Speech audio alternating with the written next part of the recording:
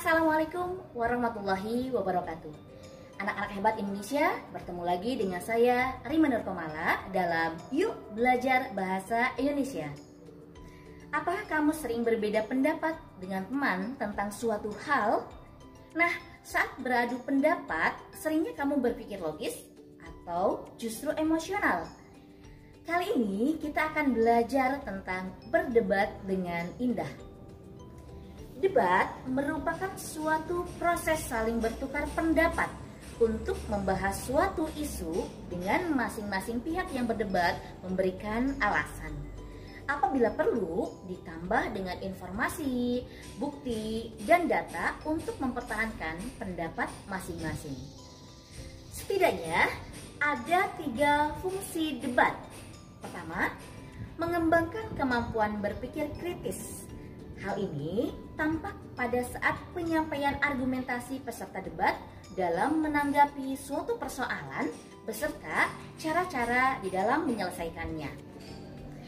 Manfaat kedua atau fungsi kedua yaitu mengendalikan emosi. Pengendalian emosi tampak pada kemampuan mengontrol perasaan marah ketika mendapat kritikan dari lawan sehingga ia tetap tenang dan berpikir jernih di dalam menyampaikan argumentasinya. Dan fungsi yang ketiga dari debat adalah mengembangkan kemampuan berkomunikasi. Hal ini tampak dalam menyampaikan pendapat atau fakta secara jelas dengan menggunakan kalimat efektif dan pilihan kata yang tepat.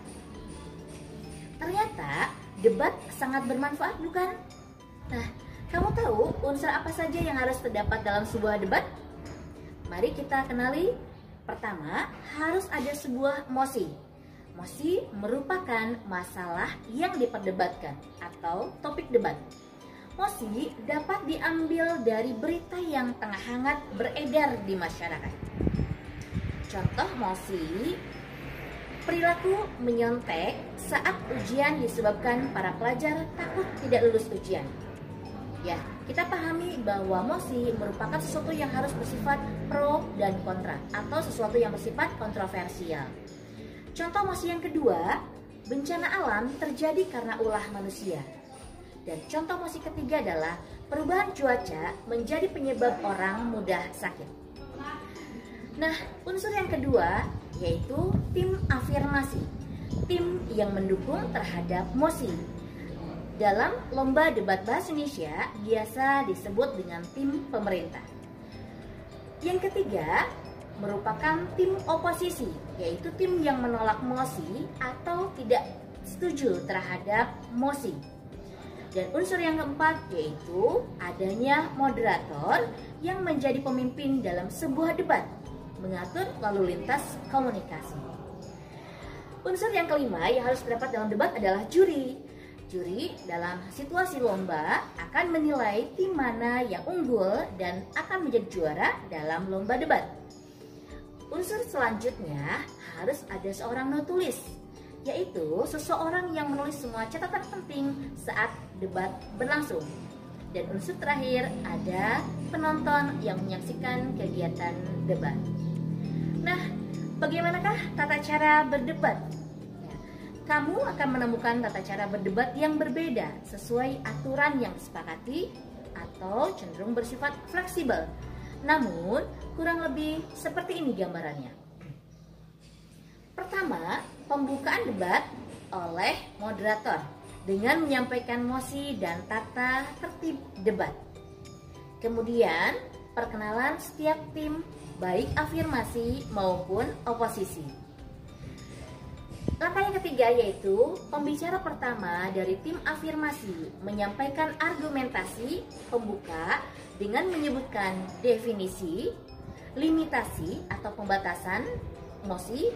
Selanjutnya menyampaikan analisis yang menunjukkan mereka mendukung mosi. Selanjutnya, pembicara pertama dari tim oposisi menyampaikan argumentasi yang menunjukkan sikap tidak setuju terhadap mosi.